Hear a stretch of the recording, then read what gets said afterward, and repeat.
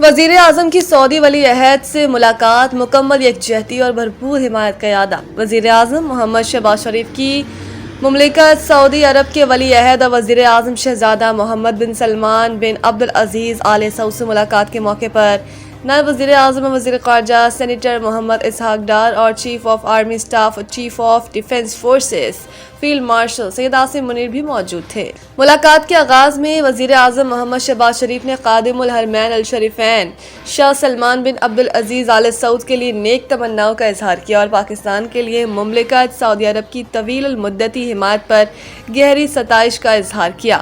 وزیر اعظم نے ان ازمائشی حالات میں مملکت سعودی عرب کے ساتھ پاکستان کی مکمل یکجہتی اور بھرپور حمایت کا اعادہ کیا۔ دونوں رہنماؤں کے درمیان خطے میں حالیہ پیش رفت پر تفصیلی تبادلہ خیال ہوا اور اس بات پر اتفاق کیا گیا کہ خطے میں امن اور استحکام کے فروغ کے لیے مشترکہ طور پر کام جاری رکھا جائے گا۔ وزیر اعظم نے سعودی ولی عہد کو یقین دلایا کہ پاکستان ہمیشہ مملکت سعودی عرب کے ساتھ مضبوطی سے کھڑا رہے گا اور خطے میں امن کے مشترکہ مقصد کے حصول کے لیے ہر ممکن کوشش جاری رکھے گا۔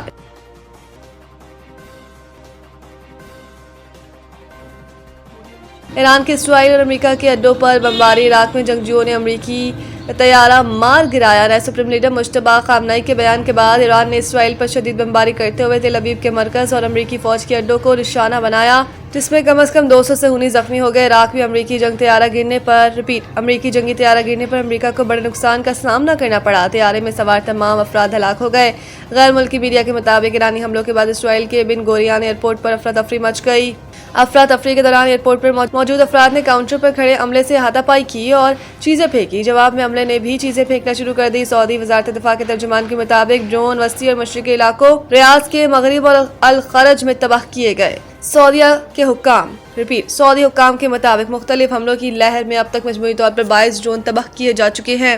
اس سے قبل وزارت دفاع نے 14 ڈرون مار گرانے کی اطلاع دی تھی۔ ایران نے امریکہ کے طیارہ بردار ابراہیم لنکن پر بھی میزائلوں سے حملہ کر دیا۔ پاسداران انقلاب کا کہنا ہے کہ میزائل حملوں سے ایئرکرافٹ کیریئر ابراہیم لنکن کو نقصان پہنچا ہے۔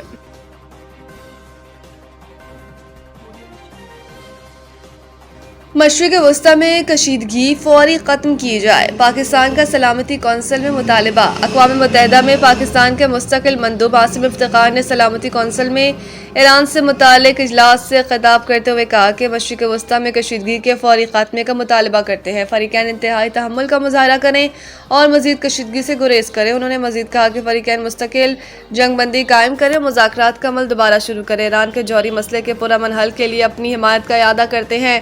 ایرانی جوہری پروگرام پر سفارتکاری کے تعطل نے معاملے کو مزید پیچیدہ بنا دیا۔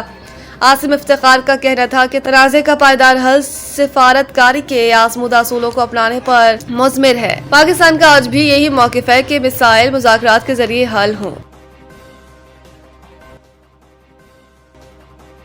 سندھ حکومت کا نئے گورنر کا خیر مقدم بھرپور تعاون کی یقین دہانی۔ سینئر صوبائی وزیر شرجیل میمن نے میڈیا سے گفتگو میں کہا کہ نئے گورنر کو ویلکم کرتے ہیں۔ سندھ حکومت نئے گورنر سے تعاون کرے گی۔ نئے آنے والے گورنر آئین کے مطابق اپنا کردار ادا کریں گے۔ پچھلے گورنر سے بھی تعاون کیا تھا۔ شرجیل میمن نے کہا کہ وزیر اعظم کی صوابدید ہے کہ جسے چاہے گورنر لگائیں، ہمارا کسی سے کوئی سیاسی جھگڑا نہیں۔ وہ دن دور نہیں جب کراچی پھر خطے کا معاشی ہب بنے گا۔ انہوں نے مزید کہا کہ کراچی میں ٹرانسپورٹ کے شعبے میں بھی کام ہو رہا ہے۔ کراچی میں اسٹریٹ کرائم کافی کم ہوئے۔ اس وقت سندھ میں ایک بھی مغوی نہیں، کچے میں ڈاکو مارے گئے یا انہوں نے سرنڈر کر دیا۔ دی 100 لیگ IPL فرنچائز کی مالکن نے ابرار احمد کو ٹیم میں شامل کر لیا۔ دی برینڈ لیگ کی پلیئرز آکشن میں سن رائزرز لیڈز نے ابرار احمد کو 1,90,000 پاؤنڈ پاکستانی 7 کروڑ روپے سے زائد میں خریدا۔ ابرار احمد اس ٹورنامنٹ میں کسی بھارتی ملکیت والی ٹیم کے ساتھ معاہدہ کرنے والے پہلے پاکستانی کھلاڑی بن گئے ہیں۔ نیلامی میں قبل یا قیاس سرایاں زیر گردش تھی کہ IPL سے منسلک مالکان پاکستانی کھلاڑیوں کو منتخب نہیں کریں گے۔ تاہم ٹیم کے ہیڈ کوچ ڈینیل وچوری نے ان خدشات کو مسترد کرتے ہوئے کہا کہ ٹیم نے صرف کارکردگی اور ضرورت کو مد نظر رکھ کر کھلاڑیوں کا انتخاب کیا۔ انہوں نے بتایا کہ ابتدائی طور پر انگلینڈ کے لیگ اسپنر اسپنر عادل رشید کو حاصل کرنے کی کوشش کی گئی، لیکن ناکامی کے بعد غیر ملکی اسپنرز کی تلاش شروع کر دی گئی۔ ڈینیل ویٹوری کے مطابق اس فہرست میں بنگلہ دیش کے رشاد حسین اور پاکستان عثمان طارق بھی شامل تھے، تاہم بالآخر ابرار احمد کو منتخب کیا گیا۔